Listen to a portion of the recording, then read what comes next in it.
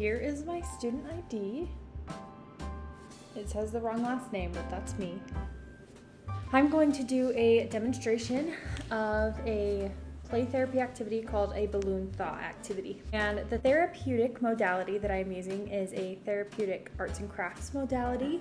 Some specific benefits from this activity is that drawing balloons and writing thoughts inside creates a visualization of emotions to help provide a concrete way to explore these emotions for children. It helps children to externalize feelings, which helps to develop emotional processing and regulation.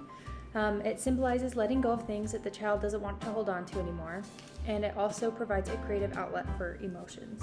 You can adapt this activity for different age groups. So this activity is ideal for children ages 6 and up because they're old enough to write down their negative emotions that they want to let go of.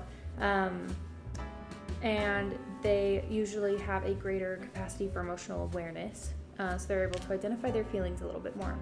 However, if you want to adapt this to a different age, if you want to do ages 3 to 5, you could potentially have children draw emotions in the balloon instead of writing them down so that they can release their emotions that way.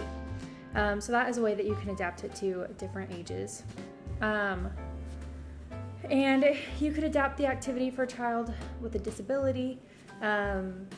This activity can take as long or as short as it needs to, and so if a child has ADHD and has a short attention span, you can have them just write down a few thoughts at a time, and this could be a process or a activity that you do over the course of maybe a few days or a few weeks to get more emotions processed.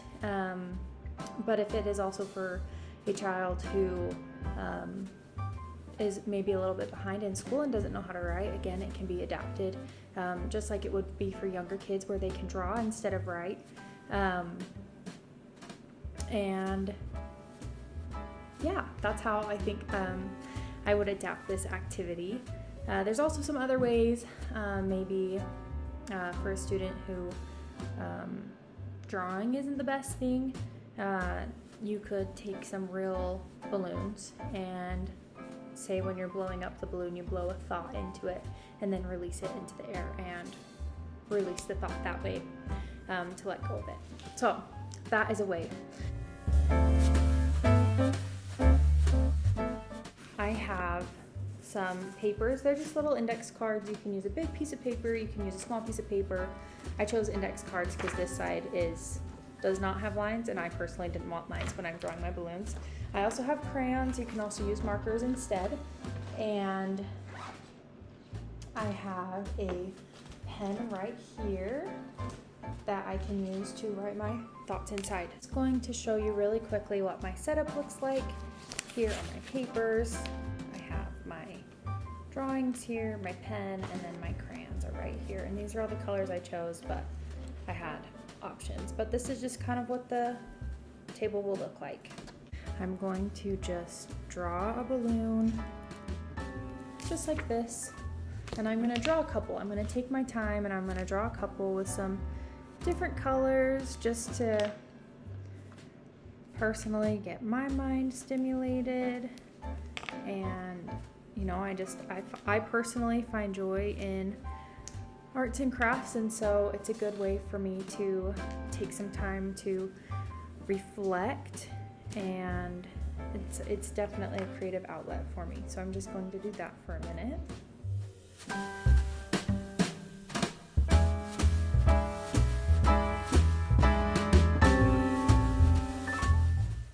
Awesome. So now I have a bunch of balloons, and I'm going to use my pen, and I'm just going to draw little strings coming down to make them look a little bit more like balloons, just like that. Nothing fancy. And I'm going to start writing some things.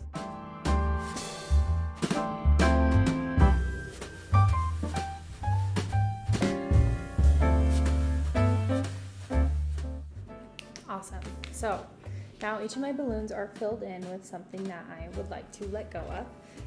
And at this time, you can either take the time to ask the child about why they are feeling these certain things or why they want to let go of them.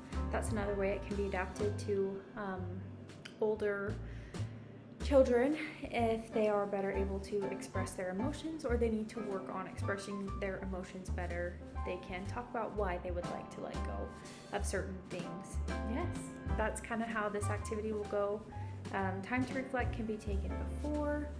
It can be quiet. You can have soft music playing in the background. It's really up to you and up to the needs of the child that you are helping. But I hope that you are able to find this activity to be helpful.